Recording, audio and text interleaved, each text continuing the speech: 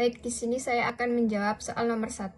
Jelaskan yang saudara ketahui tentang metode penafsiran Al-Quran, yaitu ada beberapa metode. Yang pertama, tafsir bil al-matsur, tafsir berdasarkan riwayat. Metode ini menggunakan penjelasan Al-Quran yang bersumber dari Al-Quran itu sendiri, hadis Nabi Shallallahu Alaihi Wasallam, perkataan sahabat dan tabiin. Metode ini dianggap paling otentik karena berdasarkan sumber-sumber utama ajaran Islam. Yang kedua, tafsir bil ra'ihi,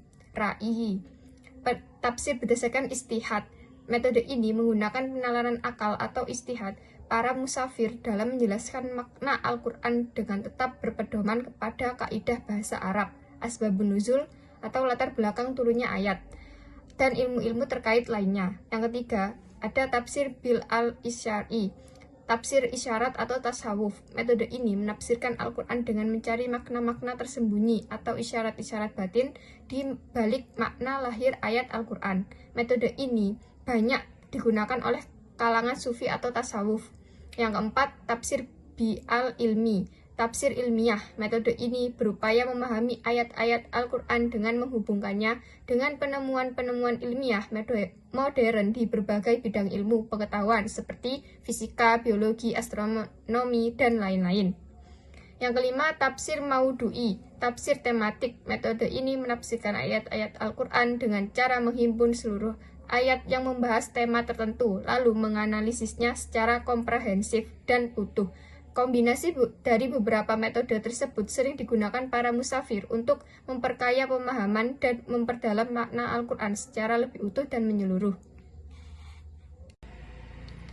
Jawaban nomor 2. Jelaskan keutamaan ilmu dan orang yang berilmu sertakan dengan dalil Al-Quran. Islam sangat menekankan pentingnya menuntut ilmu dan memuliakan orang-orang yang berilmu. Nah, berikut penjelasannya. Yang pertama, Allah Subhanahu wa Ta'ala menganugerahkan derajat yang paling tinggi bagi orang-orang yang berilmu. Allah berfirman dalam Quran surat Al-Mujadilah ayat 11, yang artinya Allah akan meninggikan orang-orang yang beriman di antaramu dan orang-orang yang diberi ilmu pengetahuan beberapa derajat. Yang kedua, ilmu menjadi cahaya yang membimbing manusia ke jalan yang benar. Allah berfirman dalam Quran surat Al-An'am ayat 122, dan apakah orang yang sudah mati kemudian kami hidupkan dan kami berikan kepadanya cahaya yang terang, yang dengan cahaya itu dia dapat berjalan di kalangan orang-orang. Yang ketiga, dengan ilmu Allah membedakan kedudukan manusia dari makhluk lainnya. Allah berfirman dalam Quran surat Al-Isra ayat 70, dan sesungguhnya kami memuliakan anak-anak Adam, kami angkut mereka di daratan dan di lautan, kami beri mereka rezeki dari yang baik-baik, dan kami lebihkan mereka dengan kelebihan yang sempurna atas kebanyakan makhluk yang telah kami ciptakan. Yang keempat, Allah mengecam orang-orang yang menolak atau mengingkari ilmu. Allah berfirman dalam Quran surat An-Nahl ayat 22, Tuhanmu ialah Allah yang menciptakan langit dan bumi, dialah yang maha mengetahui yang gaib dan yang nyata.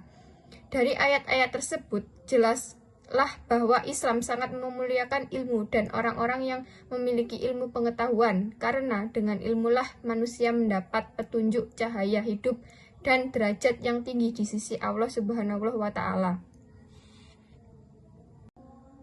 Jawaban nomor 3. Jelaskan nasihat-nasihat apa saja yang disampaikan Luqman kepada anak-anaknya sebagaimana terdapat dalam Quran surat Luqman ayat 13-19.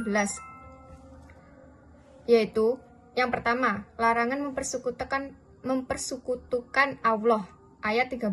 Dan ingatlah ketika Luqman berkata kepada anaknya ketika dia memberi nasihat kepadanya, wahai anakku, janganlah kamu mempersekutukan Allah. Sesungguhnya mempersekutukan Allah adalah benar-benar kezaliman yang besar.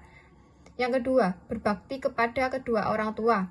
Ayat 14. Dan kami perintahkan kepada manusia agar berbuat baik kepada kedua orang tua. Ibunya telah mengandungnya dalam keadaan lemah yang bertambah-tambah dan menyapihnya dalam usia 2 tahun. Diharapkan bersyukurlah kepadaku dan kepada kedua orang tuamu. Hanya kepadaku kembalimu. Yang ketiga, tetap berbuat baik meski diperlakukan tidak baik. ayat 15. Dan jika keduanya memaksamu untuk mempersekutukan aku dengan sesuatu yang engkau tidak mempunyai ilmu tentang itu, maka janganlah engkau menanti keduanya, dan pergaulilah keduanya di dunia dengan baik. Yang keempat, konsisten melaksanakan ibadah, ayat 17.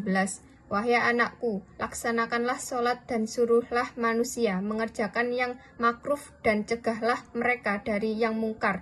Dan bersabarlah terhadap apa yang menimpa kamu, sesungguhnya yang demikian itu termasuk perkara yang penting. Yang kelima, merendah hati dan sederhana, ayat 18-19.